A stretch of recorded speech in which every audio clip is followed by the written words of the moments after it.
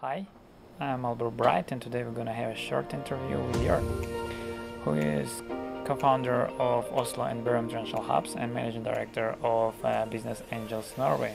So my name is Jørn Lein-Mathisen. Some people call me the Duracell rabbit. I like to do a lot of things and I like to help. So my basic motivation is I want to, help create new things, new businesses, new values, and I think it's fun. And I'm an international. I'll do like that. I'm an international. I lived 13 years abroad in 6 different countries outside of Norway. So, the world is my oyster. The world is my perspective. I'm a cosmopolitan. In which countries did you live? I was 21 when I moved out to Norway, to Brussels. Well, I also had a year in the US as a kid. But when I was 21, I moved to Brussels, working in the European Commission as trainee, then representing the Stavanger region in Brussels for a year and a half. Then Cambridge master, then Florence, Italy, PhD work. I had 3 months left of the PhD when I was asked to come to join the work at the Parliament, and that was too sexy, so I just had to do that, and I didn't finish the PhD, which is absolutely fine. So I'm in PhD, ABD, all but dissertation. I did so Florence, Italy, PhD work, research, then the US, Stanford. Also Cambridge. Yeah, Cambridge was the master, then the Madison, then Germany for us during .com age. Well, Silicon Valley and Germany during .com in '99. And then home to Norway, and I had also a stint in Denmark in the meantime. And I think that daughter is also want to follow your steps in educational career, and she wants to study in Stanford. Yeah, that's her goal, so we'll see. Because you have a good experience in education, different countries, so you can... So how did you come up with the idea to open up the co-working places? Well, that's a good question, right? I think the reality is that the idea chose me more than me choosing the idea, as sometimes it is. I started my first company when I was 16, or first business, importing computer stuff from Hong Kong. I did my first angel investment when I was 23. Invested in a company that, through a couple of permutations, ended up being a billion NOK company, or a very big Norwegian company today. But I ended up having shares not in that one, but in one of the predecessors, or where it came from. Anyway, then I started my own thing in 2009, 10, gradually. I set up Oslo International Club 2011 for expats and repats. Out of that, I have, it was a club. People came to my office. Somebody said, 2013, somebody said, well, you have extra space here. I'm an international, I do my own business, but I don't have an office. Can I borrow your office because I have a cool meeting tomorrow? And that's essentially how it started. Somebody wanted to move in, and we were 72 companies or projects there when we had to leave those offices because the new owner was coming in. And that's how we got International House in 2014. Oh, cool. And now you have 2 co-working places, Oslo and Bærum International Hubs. Yeah, Oslo Hub, Oslo International Hub, Bærum International Hub. We're also this close to launching another one downtown. We had another downtown International Hub earlier. We also have a small satellite hub in Oscarsgata. We're also one of the co-founders of a hub modeled after this in Bogota, Colombia. So yeah, we work with 25, 30 hubs around the world on a case-by-case basis, various partnerships. So. Oh, cool. And how many companies are you working together with in Oslo region? I would say Norway. Yeah, exactly. Well, we did a count some time ago, and we have helped more than 600 companies, as in helping. We have evaluated, seen, met something like 1,500 companies. I have personally invested direct shares in 50, 60 companies. I've indirectly invested in another 50, 60 companies, and I try to help them all. Yeah, and that's why you started actually Business Angels Norway. It's the project that actually you started about 1 year ago. Yeah, it was actually, it's in 2000, a year and a half ago, that's true. Business Angels Norway, it came out of Oslo International Angels is the community of angels I have invested with, and the angels in International House. So there's 130 angels that are part of that community. Out of that came that there are many regional angel networks or industry-specific angel networks in Norway. And in April 2016, when Innovation Norway came out with a new funding scheme to support this stuff, a bunch of us said we have to make an umbrella association for anything angel in Norway. That we founded then. Now it's developing, it's growing, it's working. And it's the only umbrella association, it's the only interest level association. You have many that are focusing on angels, doing angel investments, this and that and the other. But for example, when there was a hearing on the kapitaltilgangsutvalg this summer with the minister, we were the only one that was part of it. We were part of lobbying the tax incentive for angels, one of 2, 3, 4 key actors in that one. So we have a national function as any interest organization. And I come from politics, so that's my home turf. What is the actual difference between the angels and investors? I tend to say there are 3 types. You have mentors, they help the startup, but they don't have shares. Then you have investors, they help a little bit or not at all, more depending on how passive, but they essentially want return on investment on their investment. So investors, they are not mentors, so there's a difference. Now if you cross a mentor and an investor, you get a business angel. Business angel is somebody who actually wants to help actively, maybe for a limited time, maybe a little bit, number of hours, depends, but also puts in money and acts as an investor. You have another variation is the sweat equity angel, who actually doesn't put in money. So I see that as different. I see that as the consultant role. So business angel to me is, or to us, is somebody who actually puts in cash and who actually helps something, or is willing to help, able to help when asked, who's there for the company. What are the minimum share that angels can invest for the startup company, for example? Cash? Yeah. Well, I once invested 900 kroner in a startup company. That's 100 euros essentially, and I made 130x on that one, 150x, 130x, but yeah, cash out.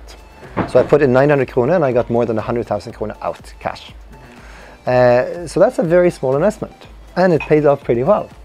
Now you could say it's a lucky situation. There's always an element of luck in this because you risk everything and you may lose everything. Yeah. But it's more about helping, and I had helped them quite a lot before I got the offer to invest, and I helped them also quite a lot afterwards. You could say I should have invested more, but that was one of my first angel investments.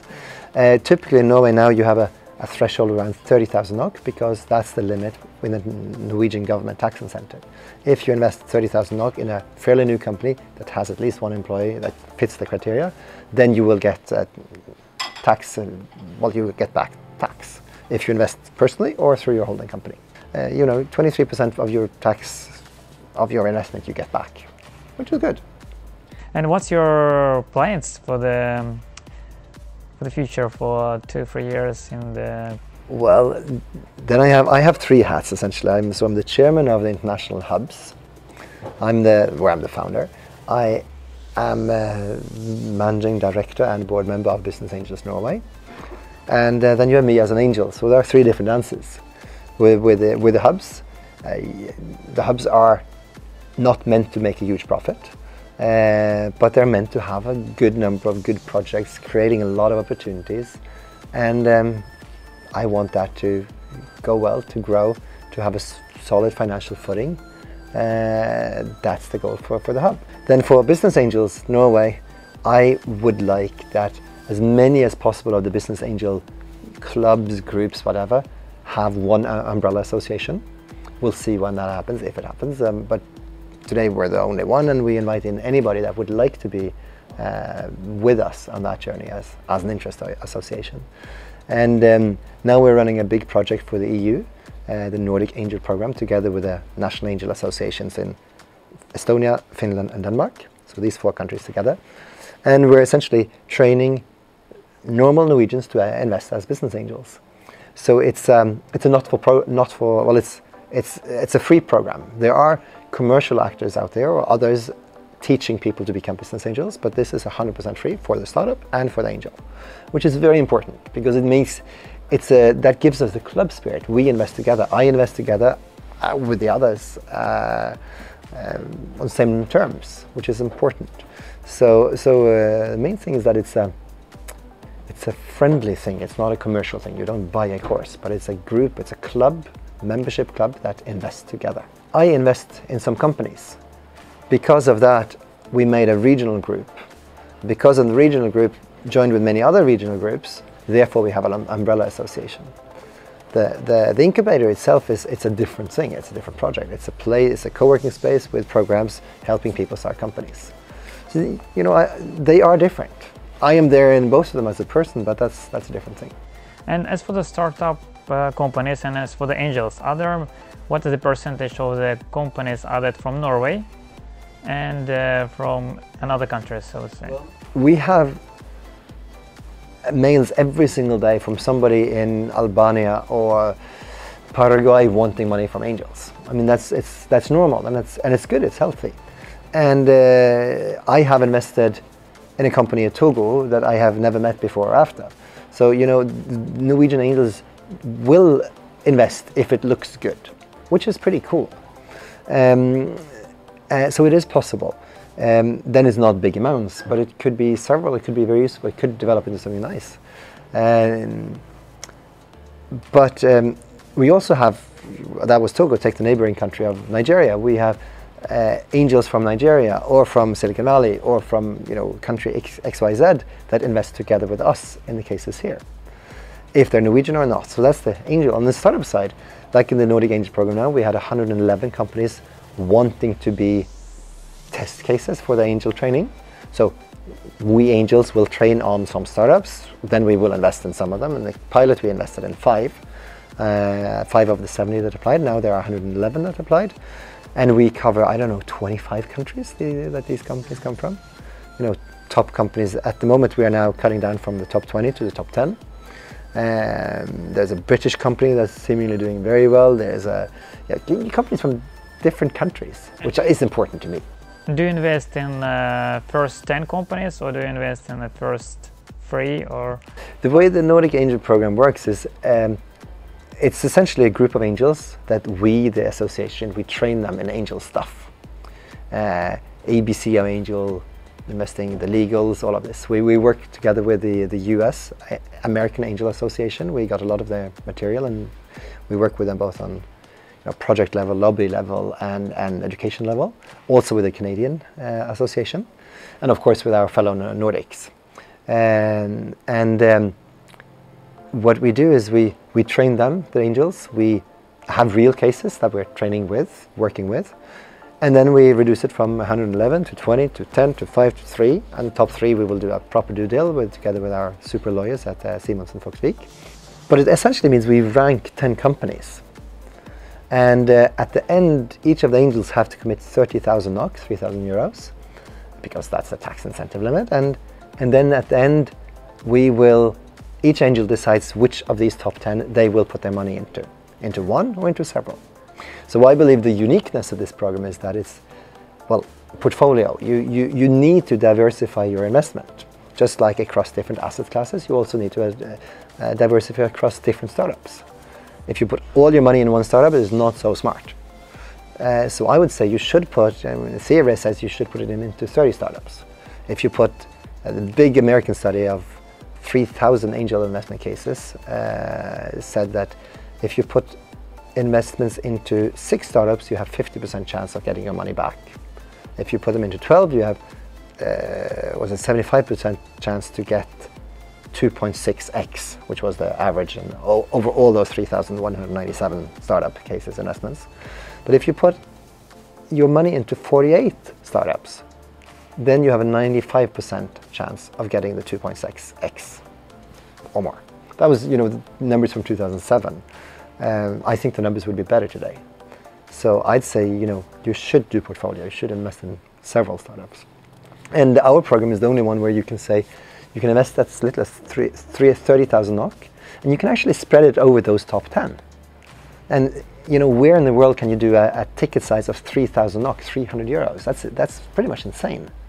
Now, you don't want to go in all 10, maybe you want to go in number 1 or number 3 of them or 7 of them, but we offer extremely low ticket sizes of startups that have been selected by experienced angels and new angels together, and you can choose fully, and we have a tax incentive, so it's a pretty attractive deal for angels from anywhere in the world in my eyes.